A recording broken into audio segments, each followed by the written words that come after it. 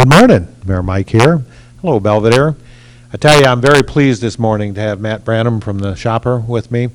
Matt has a pulse on what goes on in this community as the premier publishing entity in our community. What is it, 10,000 households? Oh, in the community, 20, yep. Thanks, Mayor Mike. Yeah, we mail every week to right about 20,000, so 99% of the county gets our publication every week, 52 times a year. So thanks for having me today. Pleasure to be here in City Hall as always. It's obviously some fun times out there. What's going on? We've seen a lot of our customers react, adapt as things have continued to change and new information has come out. It certainly has affected my business. I've seen it affect my customers' businesses. When you look overall in the national industry, you can see certain businesses are actually up because of what's going on there, which is this pandemic I don't think anyone saw coming. So it's been interesting locally to see how people have reacted, from some just shuttering down, some quickly adapting, continuing to adapt, and then others, being able to go full steam. So, would you like me to touch on kind of what I've seen out there, or what would you like? Well, I think from a business perspective, how your business specifically has changed, perhaps. I'm sure that businesses probably don't have the same dollars that they used to have, but I get your publication and I look at it every week, and it seems to be still full and vibrant. Also, you're involved in the Chamber and Growth Dimensions and all of the major civic organizations here in town, and I just thought you have a unique perspective from being involved in all of those to see the things that are happening with our support groups and those people on the front lines. Thank you. We'll get to my business first, get that out of the way, and then I really want to talk more about others and civic things. What we've had to do to adapt, obviously we've been practicing social distancing. The doors have been locked since March 16th. We look to reopen here now as the guidelines have changed and to follow the rules. We fortunately have a lot of space. We've been able to socially distance from each other. As far as my business itself, events are a big part of my business, and that obviously is gone as far as how we're doing them right now. We'll hopefully start to see that come back here sometime in the near future, but not tomorrow. So that impacted me directly, having those events being canceled, auctions, not being able to do those in person. So that's another part of my business. So I'm still fortunate, I feel, versus some of my clients who I might have lost part of my business. A lot of them lost a huge percentage of their business right overnight when this thing happened.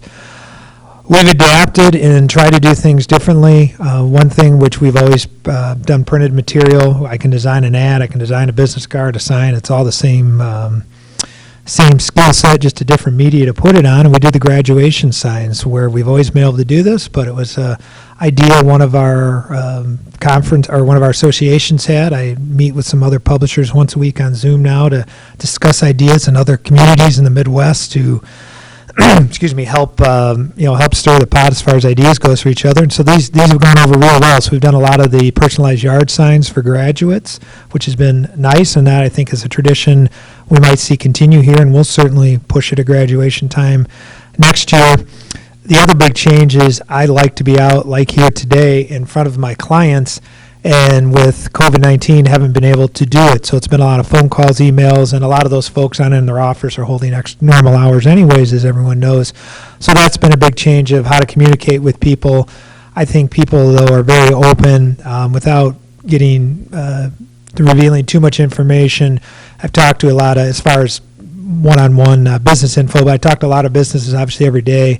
Restaurants have really, their businesses, depending on what type of business, been impacted from 25 to 75% depending, which that's huge. Even that 25% is huge on anyone.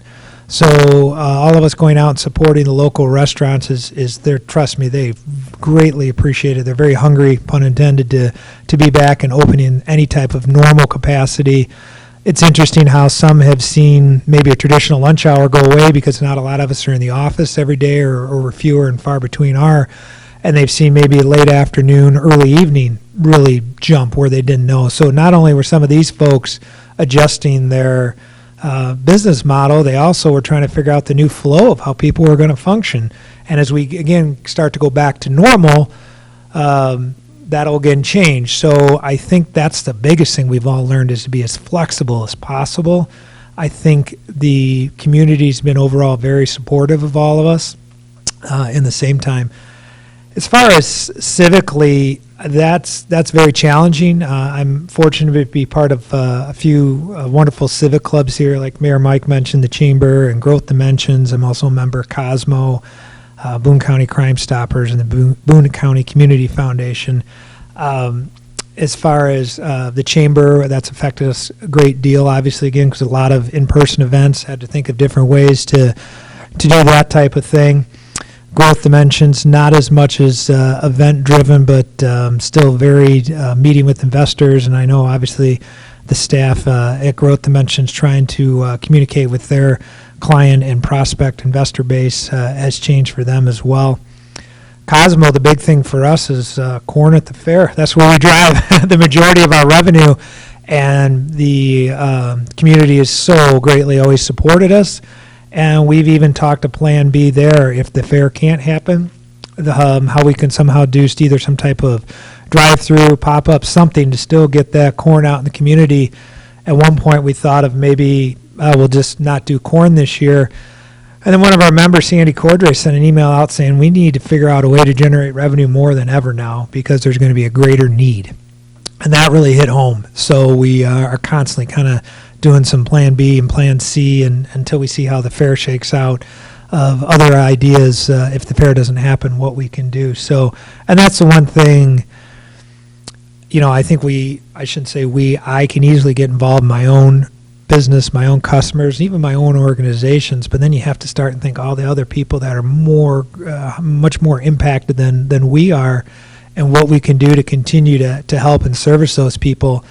Boone County Community Foundation was recently awarded $100,000, anywhere from $50,000 to $100,000 from the state of Illinois. They were awarding, certain communities, and we were able to get that top dollar. I shouldn't say we. I'm on that board. I had nothing to do with it, but a few executive members on the board, as well as the team of the Boone County Community Foundation, got that done. And I think that speaks volumes because they show they have the infrastructure in place.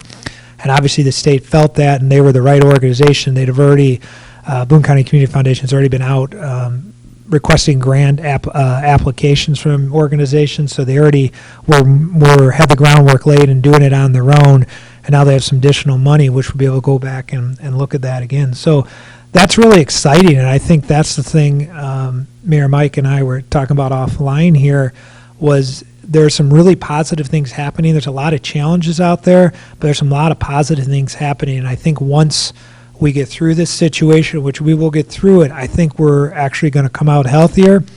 Long run, if that, overall as a community, I know some people have lost their jobs and they might not come back. Some businesses might not be able to make it through that.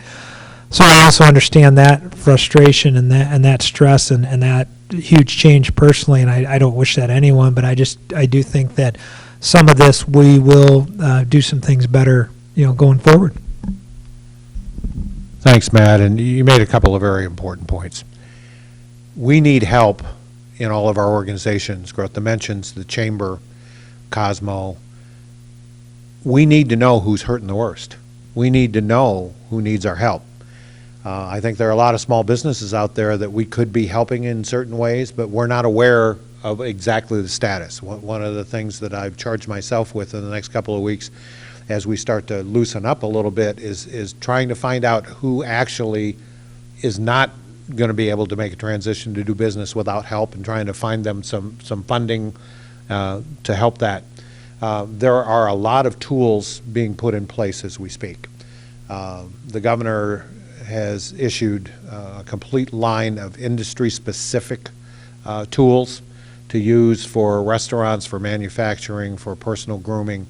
All of those are available on the state website and IDPH website. We're going to print out samples of each one of those, and I'm going to try to personally go around and hand them to businesses if I can find somebody at home. We've had small businesses operating with our nod that could see their customers one at a time and socially distance. The big challenge we have right now is everybody's so eager for the restaurants and bars to open up. And we're trying to work through something sensible to allow everybody to participate, to relax some of the rules that we already have in place with our finally passed sidewalk cafe ordinance. But we're going to need your help, because we need to have you self-police and follow the guidelines. Amanda at the health department, who has done yeoman's work during this thing. The last thing we want to have happen is people just decide they're not going to follow any guidelines. In Lake Geneva over the weekend, they had 10,000 people up there, and they lost control of the community. And a lot of people said, I'm not going to wear a mask, I'm not going to socially distance, and you can't social distance in Lake Geneva with 10,000 people downtown. So I think we need to be helpful to one another to do those kinds of things.